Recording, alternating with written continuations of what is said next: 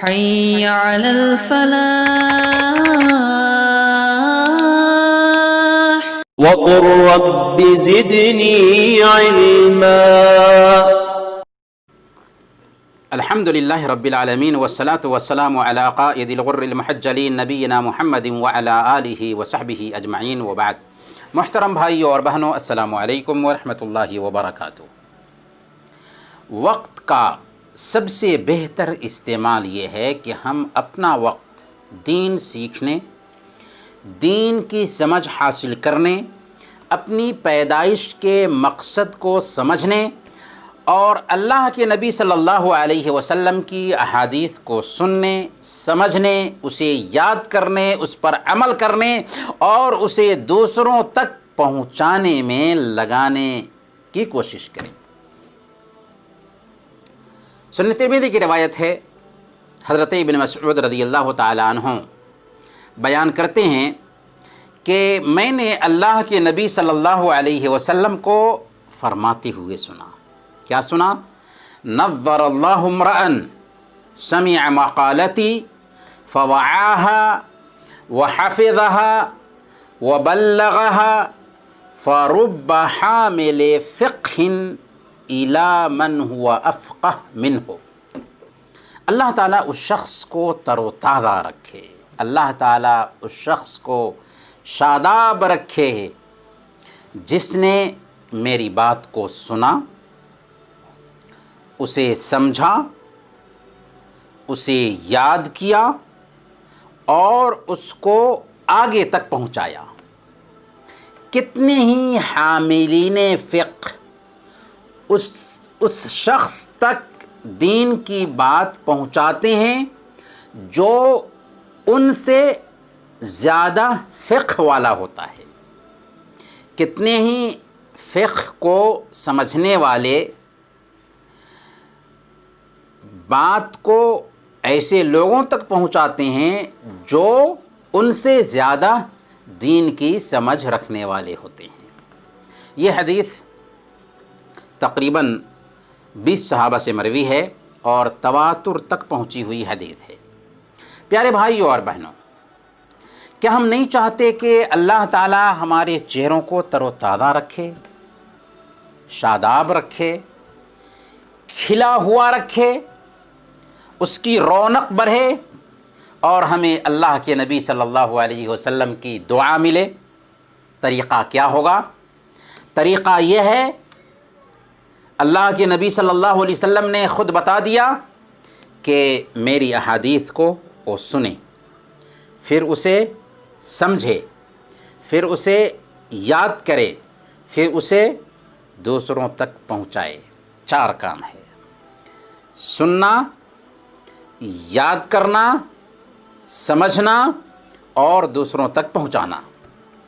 اس حدیث میں اللہ کے نبی صلی اللہ علیہ وسلم کی احادیث سیکھنے، اسے سمجھنے، اسے یاد کرنے اور اسے دوسروں تک پہنچانے کی فضیلت بیان کی گئی ہے. اسی لیے امام ابن قیم رحمۃ اللہ علیہ مفتاح دار السعادہ میں بیان کرتے ہیں، وَلَوْ لَمْ يَكُنْ فِي فَضْلِ الْعِلْمِ إِلَّا هَذَا وَحْدَهُ لَكَفَى بِهِ شَرْفًا فَإِنَّ النَّبِيَّ صلی اللہ علیہ وسلم دعا لمن سمع کلامہ ووعاہ وحفظہ وبلغہ. اگر علم کی فضیلت میں صرف یہی ایک حدیث آئی ہوتی تو یہ حدیث علم کے شرف اور اس کے مرتبہ کو بیان کرنے کے لیے کافی تھی، کیونکہ اللہ کے نبی صلی اللہ علیہ وسلم نے اس میں اس شخص کے لیے دعا کی ہے جس نے آپ کی بات سنی، اسے یاد کیا، اسے سمجھا اور دوسروں تک پہنچایا. بات سنی، اسے یاد کیا، اسے سمجھا اور دوسروں تک پہنچایا. گویا اس حدیث میں پہلا مرتبہ سماع حدیث ہے، یعنی حدیث سننا ہے. اللہ کے رسول صلی اللہ علیہ وسلم کی احادیث سننے کے لیے ہمیں وقت نکالنا چاہیے، ہمیں حدیث کی کتابیں پڑھنی چاہیے. پہلے احادیث سننا اور انہیں لکھنا بہت مشکل تھا، آج احادیث تک پہنچ حاصل کرنا بالکل آسان ہو چکا ہے۔ احادیث کی 6 مشہور کتابیں ہیں، صحیح بخاری، صحیح مسلم، سنن ابی داود، سنن ترمذی، سنن نسائی اور سنن ابن ماجہ۔ ان کتابوں کے ترجمے بھی الحمدللہ آج مارکیٹ میں دستیاب ہیں۔ اگر مختصرات چاہیے، یعنی اگر مختصر چاہیے تو صحیح بخاری کی مختصر الزبیدی بہت مشہور ہے، اور صحیح مسلم کی مختصر المنذری بھی بہت مشہور ہے۔ اسی طریقے سے حافظ ابن حجر رحمۃ اللہ علیہ کی بلوغ المرام، امام عبد الغنی المقدسی کی عمدۃ الاحکام، امام نووی رحمۃ اللہ علیہ کی ریاض الصالحین اور اربعین نووی بہت مشہور حدیث کی کتابیں ہیں، اور یہ ساری کتابیں مارکیٹ میں دستیاب ہیں اور ان کے اردو ترجمے بھی الحمدللہ ملتے ہیں۔ برکیف اللہ کے نبی صلی اللہ علیہ وسلم نے آپ کی احادیث کو سننے، اسے سمجھنے، اسے یاد کرنے اور اسے دوسروں تک پہنچانے والے کے لیے دعا کی، اور کہا کہ اللہ تعالیٰ ایسے انسان کے چہرے کو تر و تازہ رکھے، بارونق رکھے۔ کیوں؟ اس لیے کہ اس نے اللہ کے نبی صلی اللہ علیہ وسلم کی حدیث کو سنا، اسے سمجھا، اسے یاد کیا اور دوسروں تک پہنچایا۔ اس لیے ہمیں چاہیے کہ جس حد تک ہو سکے اللہ کے نبی صلی اللہ علیہ وسلم کی احادیث کو یاد کرنے کی کوشش کریں۔ اللہ کے نبی صلی اللہ علیہ وسلم کو جوامع الکلم سے نوازا گیا تھا، یعنی مختصر الفاظ میں معنی خیز باتیں کہہ دیا کرتے تھے۔ نمونہ کے طور پر اللہ کے نبی صلی اللہ علیہ وسلم کی کچھ پیاری پیاری احادیث دیکھیے۔ اللہ کے نبی صلی اللہ علیہ وسلم نے بیان فرمایا، جیسا کہ صحیح بخاری کی روایت ہے، خیرکم من تعلم القرآن وعلمہ، تم میں سے بہتر وہ ہے جو قرآن سیکھے اور دوسروں کو سکھائے۔ اللہ کے نبی صلی اللہ علیہ وسلم نے فرمایا، سنن ترمذی کی روایت ہے، تبسمک فی وجہ اخیک صدقہ، تمہارا اپنے بھائی سے مسکراتے چہرے کے ساتھ ملنا بھی صدقہ ہے۔ اللہ کے نبی صلی اللہ علیہ وسلم نے فرمایا، جیسا کہ صحیح بخاری اور مسلم کی روایت ہے، انما الاعمال بالنیات، اعمال کا دار و مدار نیت پر ہے۔ اللہ کے نبی صلی اللہ علیہ وسلم کا فرمان ہے، جیسا کہ مسند احمد کی روایت ہے، لا طاعت لمخلوق فی معصیت الخالق، خالق کی نافرمانی میں مخلوق کی اطاعت جائز نہیں۔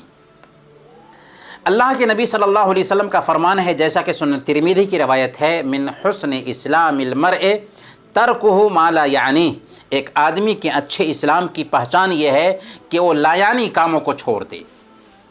اللہ کے نبی صلی اللہ علیہ وسلم کا فرمان ہے، جیسا کہ صحیح بخاری اور مسلم کی روایت ہے، لا یؤمن احدکم حتی یحب لاخیہ ما یحب لنفسہ، تم میں سے ایک شخص اس وقت تک مومن ہو ہی نہیں سکتا، تم میں سے ایک شخص اس وقت تک ایمان والا ہو ہی نہیں سکتا جب تک کہ جو اپنے لیے پسند کرتا ہے وہی اپنے بھائی کے لیے پسند نہ کرے۔ اللہ کے نبی صلی اللہ علیہ وسلم نے فرمایا، جیسا کہ سنن ابن ماجہ کی روایت ہے، لا ضرر ولا ضرار، نہ نقصان اٹھانا ہے اور نہ ہی نقصان پہنچانا ہے۔ اللہ کے نبی صلی اللہ علیہ وسلم نے فرمایا، من کان یؤمن باللہ والیوم الآخر فلیقل خیرا او لیصمت، یہ صحیح مسلم کی روایت ہے۔ جو شخص اللہ پر اور آخرت کے دن پر ایمان رکھتا ہو اسے چاہیے کہ اچھی بات کہے یا خاموش رہے۔ اللہ کے نبی صلی اللہ علیہ وسلم نے فرمایا، جیسا کہ سنن ترمذی کی روایت ہے، دع ما یریبک الی ما لا یریبک، شک و شبہ سے پرہیز کرنا چاہیے۔ محترم بھائیوں اور بہنوں، کتنی پیاری پیاری حدیثیں ہیں جو ہمارے آقا کی زبان فیض ترجمان سے نکلی ہوئی ہیں۔ ان احادیث کو ہمیں ازبر کرنا چاہیے۔ ہم آپ سے یہ نہیں کہتے کہ صحیح بخاری کو یاد کرنا شروع کر دیں، اور اگر واقعی آپ نے صحیح بخاری کو یاد کرنا شروع کیا تو آپ اسے یاد کر لیں گے، لیکن ہم آپ سے صرف اتنا چاہتے ہیں کہ ہر دن کچھ نہ کچھ احادیث یاد کریں۔ اگر ہم ہفتے میں 1-2 احادیث ہی یاد کریں تو ہم کتنی ساری حدیثیں ادبر کر سکتے ہیں۔ تو آئیے ہم عہد کرتے ہیں کہ انشاءاللہ اللہ کے نبی صلی اللہ علیہ وسلم کی پیاری پیاری احادیث یاد کرنا شروع کریں گے۔ شروع کریں 40 نووی سے، امام نووی رحمۃ اللہ علیہ کی 40 احادیث سے۔ پھر اللہ کے نبی صلی اللہ علیہ وسلم نے احادیث کو دوسروں تک پہنچانے کا فائدہ کیا بیان فرمایا؟ کہا کہ فَرُبَّ حَامِلِ فِقْهٍ إِلَى مَنْ هُوَ أَفْقَهَ مِنْ، کہ کتنے ہی حاملین فقہ اس شخص تک دین کی بات پہنچاتے ہیں جو ان سے بڑا فقیہ ہوتا ہے۔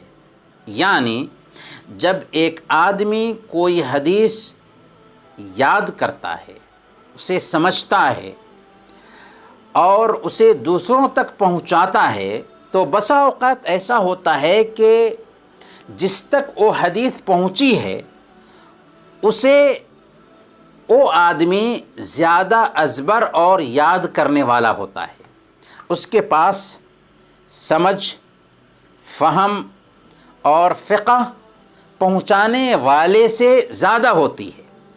اس طرح وہ حدیث کو اچھے انداز میں سمجھ پاتا ہے اور اس سے مسائل کا بھی استخراج کر پاتا ہے اور قوم کو بہتر سے بہتر طریقے سے فائدہ بھی پہنچا پاتا ہے۔ اس لیے ہمیں چاہیے کہ ہم پیارے نبی صلی اللہ علیہ وسلم کی احادیث سنیں، پڑھیں، سمجھیں، انہیں یاد کریں اور انہیں دوسروں تک پہنچائیں، کیونکہ اگر ہم نے دوسروں تک پہنچا دیا، ہم نے صرف پہنچایا تھا لیکن دوسرے اسی کو سیکھ کر کے قوم کے لیے مفید بن سکتے ہیں اور اس طریقے سے وہ ہمارے لیے صدقہ جاریہ ثابت ہو سکتے ہیں، اور اس کے ذریعہ اللہ تعالی ہمارے چہروں کو تر و تازہ اور شاداب رکھے گا، جیسا کہ اللہ کے نبی صلی اللہ علیہ وسلم نے دعا فرمائی ہے۔